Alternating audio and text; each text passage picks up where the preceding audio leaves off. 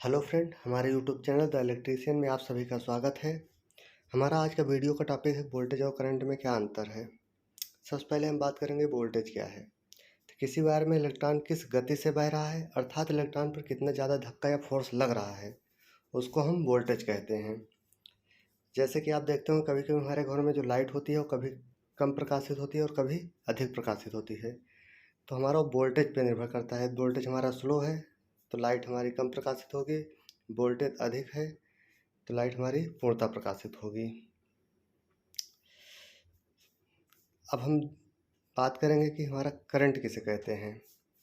तो जो लाइट हमारी प्रकाशित हो रही है, चाहे वो कम हो या अधिक हो, हमारे जो इलेक्ट्रॉन है यदि उसमें प्रवाह कर रहे हैं तो क्या होगा, उसको हम करंट कहते हैं, या इलेक्ट्रॉनों के प्रवाह को ही करंट कहा जाता है।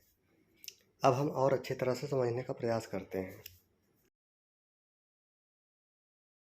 दोस्तों टेक्निकल लैंग्वेज में समझा जाए तो वोल्टेज एक इलेक्ट्रोमोटिव फोर्स है। लेकिन अब ये इलेक्ट्रोमोटिव फोर्स क्या होता है, तो अगर इसे आसान भाषा में समझा जाए तो वोल्टेज वो इलेक्ट्रोमोटिव फोर्स है जो करंट को धक्का देकर सोर्स की तरफ से अगले पॉइंट तक पहुंचाता है। जैसे अगर इलेक्ट्रिसिटी डिपार्टमेंट के पावर प्लांट जहां बिजली पैदा होती है या बनती है, वहां से बिजली आपकी घर की बिजली सप्लाई या पावर सप्लाई लाइन तक पहुंचती है, तो इसके पीछे वोल्टेज का हाथ होता है जो पावर को यानी कि बिजली को या यूं कहे करंट को धक्का देकर उसके सोर्स से उसके डेस्टिनेशन तक पहुंचाता है। यानी कि जो करंट होता है उसे वोल्टेज धक्का देने का काम करता है। करंट एक धारा है तो वोल्टेज प्रेशर है। आप शायद ये बात तो जानते हो कि करंट का मतलब होता है इलेक्ट्रॉन्स का फ्लो यानी कि धारा।